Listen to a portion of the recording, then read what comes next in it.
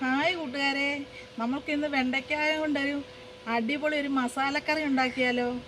അതിന് വേണ്ടി നല്ല ഇളം വെണ്ടയ്ക്ക, പച്ചമുളക്, ചെറിയൊരു സവാള. കൂട്ടുകാരെ, വെണ്ടയ്ക്ക മസാലക്കറിക്ക് വെണ്ടയ്ക്ക നാലായിട്ട് കീറണം. ഇതുപോലെ ചിലർ നാലായിട്ട് കീറുമല്ല, ഇത്രയും വലുപ്പത്തിൽ കീറണം, അരിയണം. കൂട്ടുകാരെ, സ്റ്റൗ കത്തിക്കുകയാണ്. ചട്ടി അടുപ്പത്ത് വെച്ച്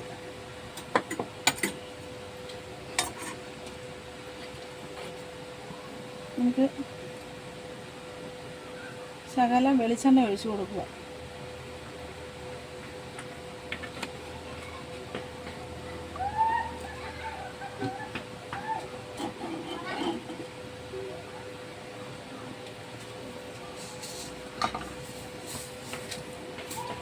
എണ്ണ ചൂടായി വരുമ്പോഴത്തേക്കിന് കൂട്ടുകാരെ, മസ്റ്റായിട്ട് നമ്മൾ ഈ വെണ്ടയ്ക്ക മസാലക്കറി വെക്കുന്നതിനകത്ത് മസ്റ്റായിട്ടും തേങ്ങാക്കൊത്ത് ആവശ്യമാണ്. തേങ്ങാക്കൊത്ത് ഇടണം.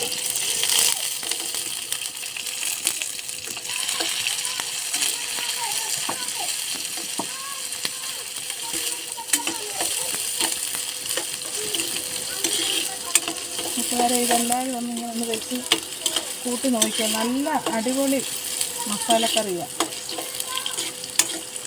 അറിയാവുന്നവർ കാണുമായിരിക്കാം, പക്ഷേ ഞാനെങ്കിലും പറഞ്ഞതേ ഉള്ളൂ. കൂട്ടുകാരെ, നമ്മുടെ തേങ്ങാക്കൊത്ത് കണ്ടോ നല്ലതായിട്ട് മൂത്ത് വന്നിട്ടുണ്ട്. നമ്മുടെ തേങ്ങാക്കൊത്ത് മൂത്ത് വന്നിട്ടുണ്ട്. ഇനി നമുക്ക് ഇതിനകത്തോട്ട് ഒരു സ്പൂണ് കടുക് അങ്ങോട്ട് ആഡ് ചെയ്ത് കൊടുക്കാം. 1 ടേബിൾ സ്പൂൺ കടുക് ആഡ് ചെയ്ത് കൊടുക്കാം.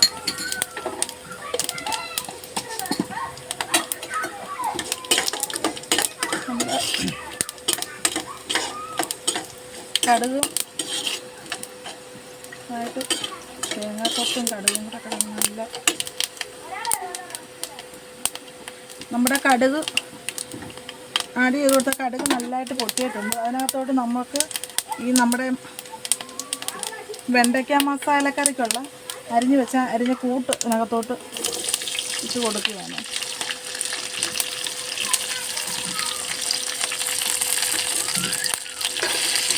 കൊടുത്തിട്ട് നമുക്ക് നല്ലതായിട്ടൊന്ന് ഇളക്കണം.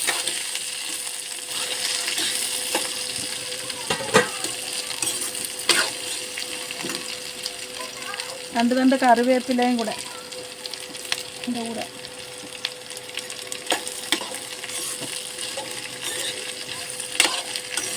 വെണ്ടയ്ക്ക മസാലക്കറിക്കുള്ളത് ഇതിന് നല്ലതായിട്ട് വഴന്ന് വരുമ്പോഴത്തേന് പച്ചപ്പൊക്കെ മാറി നല്ല ഇതായിട്ട് വരുന്നത്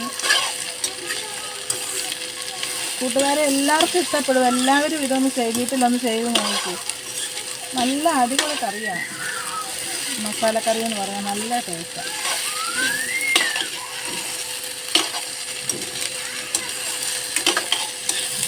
കൂട്ടുകാരെ, നമ്മുടെ വെണ്ടയ്ക്ക മസാലക്കറിക്കുള്ള വെണ്ടയ്ക്കയുടെ പച്ചപ്പും ആ ഉള്ളിയുടെ പച്ചപ്പും ആ പച്ചമുളകിൻ്റെ പച്ചപ്പും എല്ലാം മാറി വന്നിട്ടുണ്ട്. ഞാൻ ഇതിനകത്തോട്ട് 1 സ്പൂണ് ഉപ്പ് ആഡ് ചെയ്യുകയാണ്.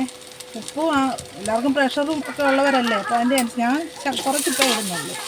നമുക്കൊക്കെ പ്രഷർ ഉള്ളത് കൊണ്ട് ഞങ്ങൾ കുറച്ചിപ്പേ ഉപയോഗിക്കത്തുള്ളൂ. അതിനകത്തോട്ട് ഒരു 1/4 ടീസ്പൂൺ മഞ്ഞൾപ്പൊടി കൂടെ ആഡ് ചെയ്ത് കൊടുക്കുകയാണ്.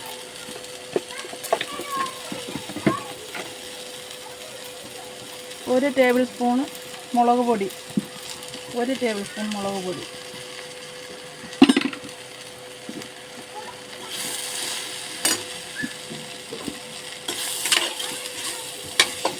കൊടുക്കുകയാണ്. അതായത് മുളകിൻ്റെയും മഞ്ഞൾപ്പൊടിയുടെയും എല്ലാം ഒരു ഗ്രാണം ഉണ്ടല്ലോ, ഒരു അത് മാറി കഴിയുമ്പോഴത്തേക്കിന് ഞാൻ ശകല എണ്ണ അങ്ങോട്ട് ഒഴിച്ച് കൊടുക്കുകയാണ്. വെള്ളം അങ്ങോട്ട് ഒഴിച്ച് കൊടുക്കുകയാണ്. ഇനി നമുക്കിതൊരു 10 മിനിറ്റ് ഒന്ന് വേകാൻ വെക്കാം. നമ്മുടെ വെണ്ടയ്ക്ക മസാലക്കറിക്കുള്ള വെണ്ടയ്ക്കായും സവാളയും പച്ചമുളകും എല്ലാം നല്ലതായിട്ട് വെന്തിട്ടുണ്ട്. ഇതിനകത്തോട്ട് നമുക്ക് അരപ്പ് ചേർത്ത് കൊടുക്കാം. ഒരു മുറി തേങ്ങ വേണം. ഒരു മുറി തേങ്ങ തിരുമിയത്, 1/4 ടീസ്പൂണ് ഉലുവ പൊടിച്ചത്, 1/4 ടീസ്പൂണും മല്ലിപ്പൊടി. ഇത്രയും കൂടെ കൂടിയാണ് ഇത് അരച്ചേക്കുന്നത്. ഇതിനകത്തോട്ട് ആഡ് ചെയ്ത് കൊടുക്കാം.